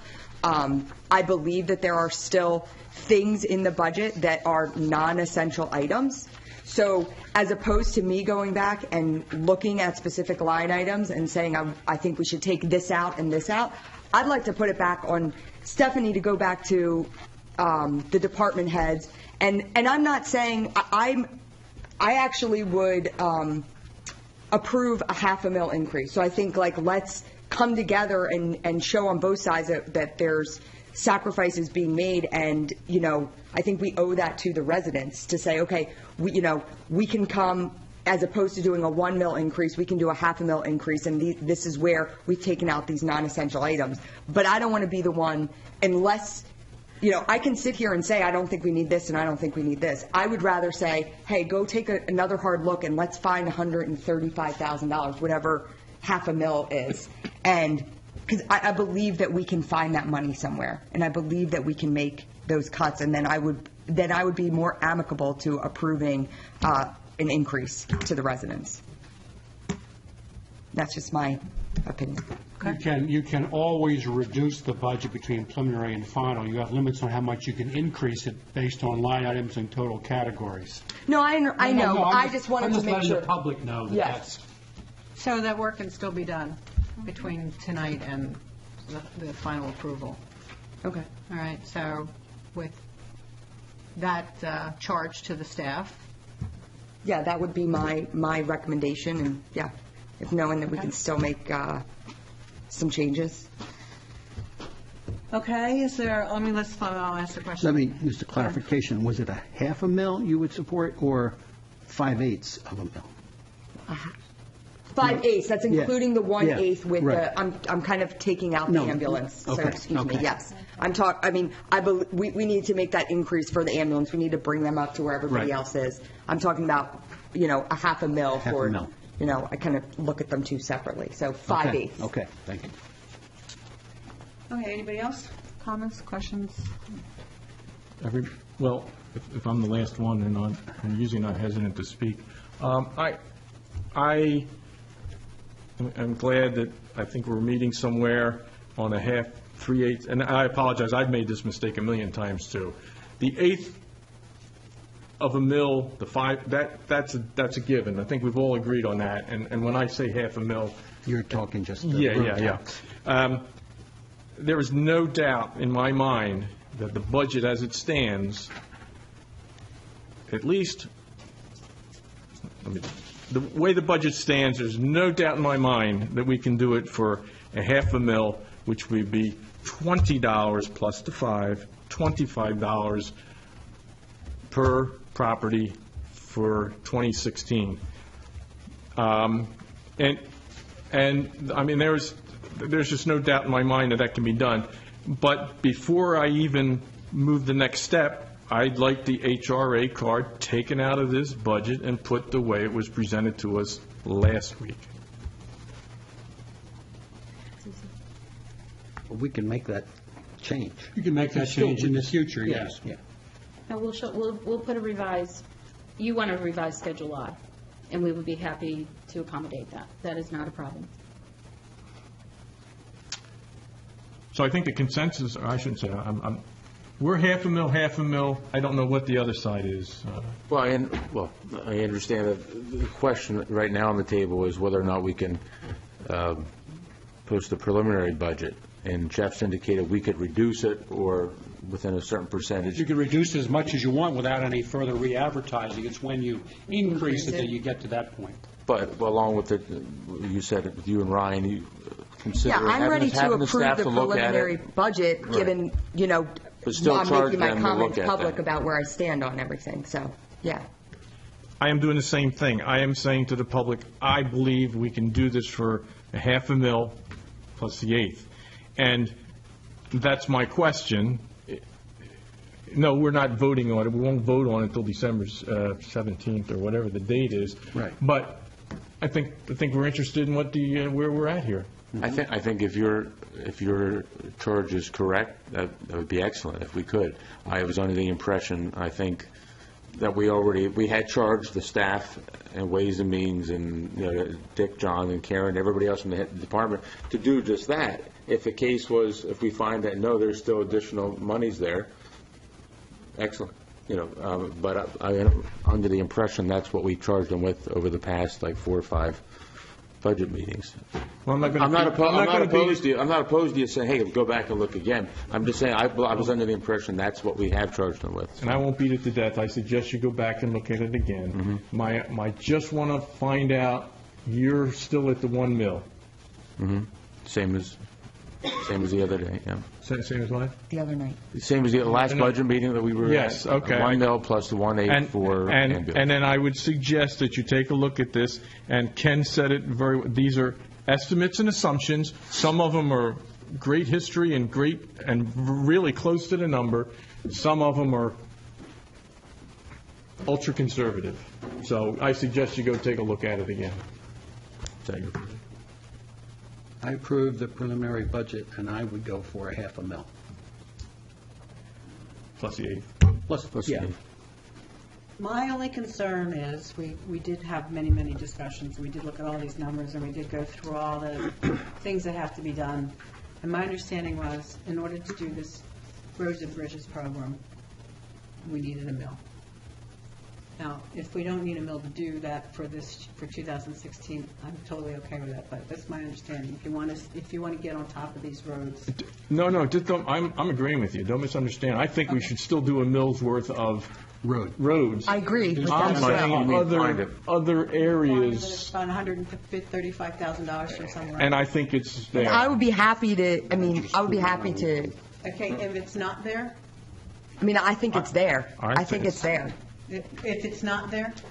If it's not there, I'm not going to support a 1 mil increase because I believe it is So if it's there. not there, you're not going to support the roads program? No, but it's not that I'm not supporting the roads program. I'm saying that I'm saying it has to be there. There are other places. If we can make, there are non-essential items that are in that. There are things, the Sowerman Park. If we're talking, Sowerman Park and the Shade Pavilion. That shouldn't even be on the books if we're talking about where we need to tighten up roads. That's not something that has to be done. But it's all right, I don't want to debate this. Right, so further, that's what I'm saying. But that particular example that money is already there from monies that were raised from capital. When will we raise money for Sowerman Park Shade Pavilion? No, that's not capital. Yeah. That's not capital fundraising. You're thinking capital fundraising. No, Yeah, that's parks maintenance. So but my point is, when I see stuff like that tells me we haven't taken a hard enough look at where we can make some cuts. Because that would be one thing right there that would be great, but we don't need to do that, and we could cut that from so I believe that there is more of that in there. So are we asking Stephanie to go back and Plan $135,000. That's what I'm by suggesting. what date? Between now and final budget approval, you're going to have to find, So that- what I hear in the consensus Okay, here. so our final approval date has to be by the... December 15th. By 17th, okay. So that gives Stephanie a month. Lee, did you have something to say? Okay, that's $10,000. Only a small issue just to address what Ryan was talking about, and that was specifically Sowerman Park. At the last meeting that we did discuss Sowerman Park, the request was for $40,000. As a result of the budget session, we got that down to where we said $10,000 was the allowed amount required to make the safety improvements in the fields at Sowerman Park. If somehow they were able to find some inexpensive shade cover or whatever within that $10,000 limit, we didn't. At the time, it was said that they could do that. But the whole there was $30,000 cut out of that request. There may be other items like that, but you'll again have to go through a line-by-line decision as to what items are primarily on the capital expense list and what would you prefer not to do. And most of those projects are items that we've already accepted matching grants for or whatever that we need, that we've said that we will complete. Not that it doesn't say that you couldn't take them out, but you may create another issue on the other side. So I encourage you to take one more look at it. I wonder how you're going to accomplish it by the time that you have to vote on the budget, but if you care to do it, I encourage it. Put out suggestions. Sure. I believe that I have found the $135,000, but I also don't believe that I should be the one making the cuts to the budget that I don't know. Well, you can make a suggestion. So have you right, found $135,000. So you were involved in as many of the meetings as you could attend. Have you shared those items with Stephanie as opposed to asking her to guess what you have in mind? Well, no, it's not about her guessing what I have in mind. It's well, about... you said you've already identified the $135,000 that you believe could be cut. Yes. Okay, well... But my whole thing is and that that may be true that I don't feel like it should be turned on to us as the... I don't feel like it's our job as the board to identify the cuts that need to be made. I think it's our job to identify and say this is where the budget needs to be, and it's the township manager and the department head's job to figure out how that works within their parameters. I'm sorry, I don't think he's asking you that. Oh, no. Okay. What I think he's asking you is your ideas. Just float your ideas to Stephanie. She can weigh in. Okay, I will say in all fairness, every time I float out an idea of where I think she needs to be cut, I'm never met with anything but no. I mean, there's never any. I feel like it's a lost cause. Well, you mentioned a couple ideas at the last budget meeting. Right, not too much. But and that's great, but there was a 4-to-1 vote or a 3-to-2 vote at the time, not that it was a binding vote, that basically assessed as to whether or not it was a valuable input or not. Not saying that you still can't do it, but if you seriously believe that there's things we haven't been discussed that you think should be on the table to discuss, I think Stephanie deserves the opportunity to know what that is instead of sending you on a search mission. Because we have spent many hours in meetings during the course of this year to develop the 2016 budget, with plenty of opportunity to look at it up till this particular evening. So if it's going to be a last-minute thing, I believe she deserves the right to know what you're thinking. Not that you have to share it with us here tonight. Sure. But she should know that. Sure, and I'm happy to sit down with Stephanie and go through all that. Perfect. That's all I was after. Yeah, thank you. Absolutely. Yeah. I'd like to add one thing to what you're talking about. You're not talking about $130,000. You're talking about $650,000 because this is a 5-year budget. So you're looking for, and you want to preserve roads. So you're frankly asking for $650,000 to come out of the operating budget over the next 5 years in order to maintain the $1 million limit in 2020. So just understand, this is not, you're looking for a lot more than $135,000 a year, essentially. Right. Yes. Yes, I understand Yes. that. It's a I know it's not a five-year value. one-time. I understand that. I know it's not a one-time fixed cost. I know that. Now, I'll give you a hint. With this budget you're looking at, and this is to you, Rick, the budget you're looking at tonight is different than what you saw in the last meeting because many things have changed, including the 2015 forecast. So this budget has us doing better in 2020 than we were before by $300,000 altogether, $100 in the general fund and $200 in the specialized funds. So my point is that helps in this quest.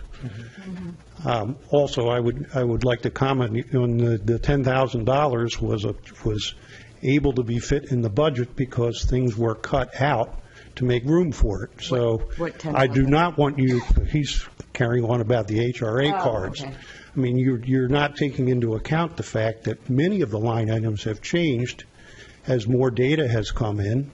And the budget has been updated both in 2016 and 2015. And that gave us an opportunity to find a place for that without affecting the outcome in 2020. So I wish you'd asked your question earlier. We could have maybe assured you of that. I wish I had it earlier. I do too. I mean, we get this over the weekend, and it's, 129 pages.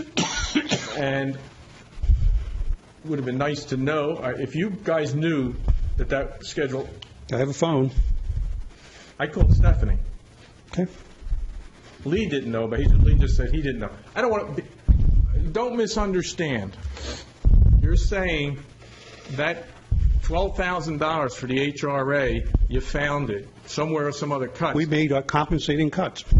But swing around the other side, and I can say, if I'm a resident, Well, then reduce my increase in taxes by $12,500. You can say that.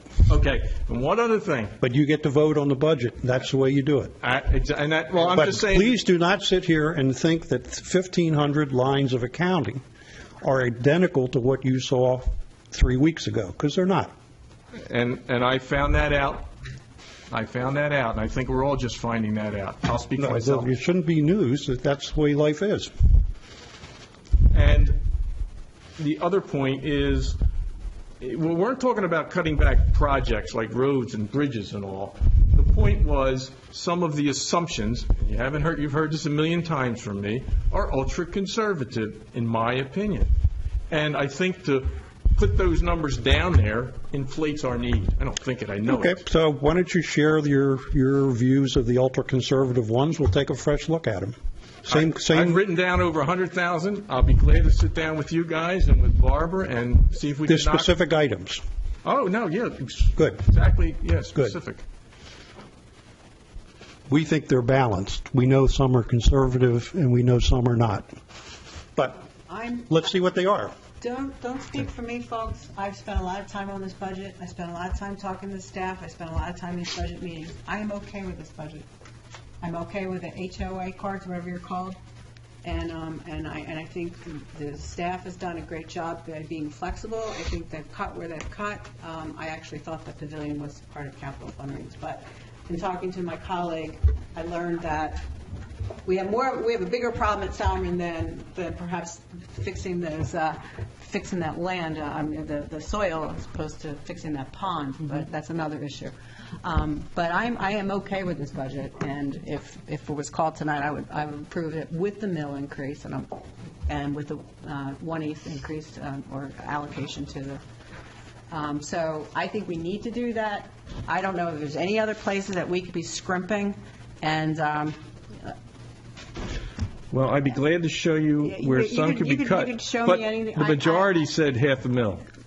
I understand that, and Okay. I'm fine. I'm just I have it entitled to my opinion. Absolutely. And voicing my opinion. I'm okay Absolutely. with it.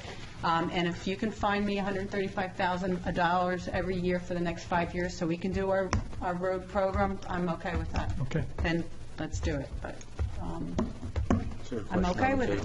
There's no question on the table. Somebody ought to make a motion to. I make a motion we advertise the preliminary budget for public viewing. I make a motion we advertise this budget with the HRA card allocation in there, removed, Schedule I that we already talked about, and a $500,000 increase plus an 1/8, 5/8. I'll second that. Okay. All in favor? Aye. Okay. Opposed?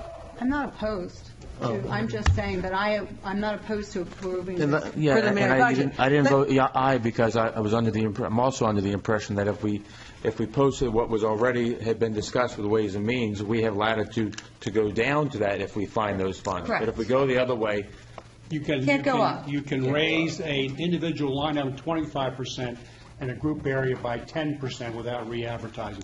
So you have flexibility. Yeah. Right. Like I said, I'm voting for this preliminary budget. I just don't agree that we can do it with $500,000. We get done what we plan on doing. But if you guys could find it, that's fine. All right, so the motion carries. I think it's 4. Did you vote? You're voting nay? Yeah. Okay, 4 and 1. You're voting nay for the budget? For the preliminary budget. No, to hang the preliminary budget was a positive, yes. Oh, it's not. It's fine. Overall, 5-0. That's what I thought. All right, after all that, we've got something hanging. Treasurer's report. Is there a motion to approve November 18th treasurer's report? Move to approve. Is there a second? Second. All in favor? Aye. And then the bills list for November 18th, 2015. Is there a motion to approve? Move to approve. Second. All in favor? Aye. Okay, announcements. The FDR School in Bristol Township, this is a new announcement, is hosting a counseling, is hosting a county recycling of electronics this Saturday, November 21st, 9 to 1. So that's in Bristol Township, the FDR School, county recycling of electronics. Next meeting of our board is December 1st at 4 o'clock. We're going to be closed Thursday and Friday, November 26th and 27th for Thanksgiving. And Doylestown Township leaf and yard waste recycling drop-off site is every third Saturday of the month, March through December, 9 a.m. to 11 at the New Britain Road access to Central Park. Seeing no other business, we are adjourned. Thank you very much, everybody.